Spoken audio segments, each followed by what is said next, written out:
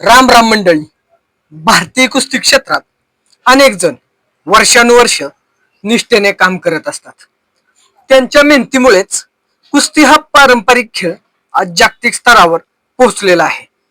अशाच मेहनती, सातत्यपूर्ण कार्य आणि समर्पणाचे उत्तम उदाहरण म्हणजे प्राध्यापक दिनेश गोंडसर. त्यांच्या कार्याची दखल घेत जागतिक कुस्ती संघटनेच्या वतीने दिनांक 2 ते 8 फेब्रुवारी 2026 या कालावधीत क्रोएशिया, युरोप येथे होणाऱ्या जागतिक मानांकन कुस्ती स्पर्धेसाठी भारतीय कुस्ती संघाच्या वतीने प्राध्यापक दिनेश गोंडसर यांची तांत्रिक अधिकारी म्हणून निवड करण्यात आली आहे.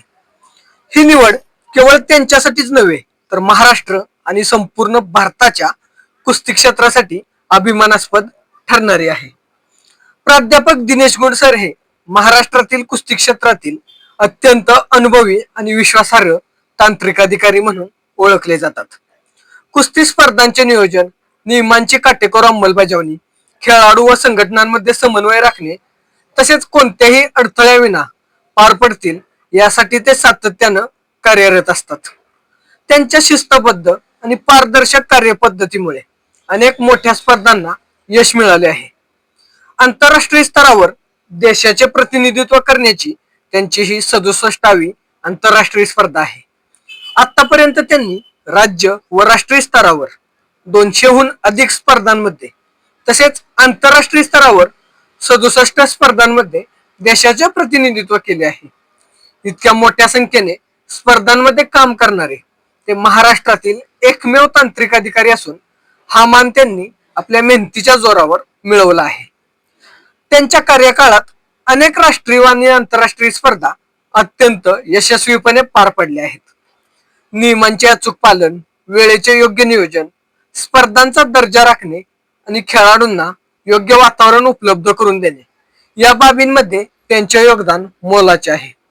त्यामुळेच आज ते केवळ एक तांत्रिक अधिकारी न राहता अनेक तरुण तांत्रिक अधिकाऱ्यांसाठी मार्गदर्शक आणि प्रेरणास्थान ठरले आहेत.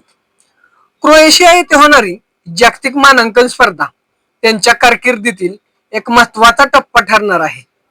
या स्पर्धेमध्ये ते भारताचे प्रतिनिधित्व करत असताना त्यांच्या अनुभवाचा लाभ आंतरराष्ट्रीय स्तरावर भारतीय कुस्तीला निश्चितच होणार आहे.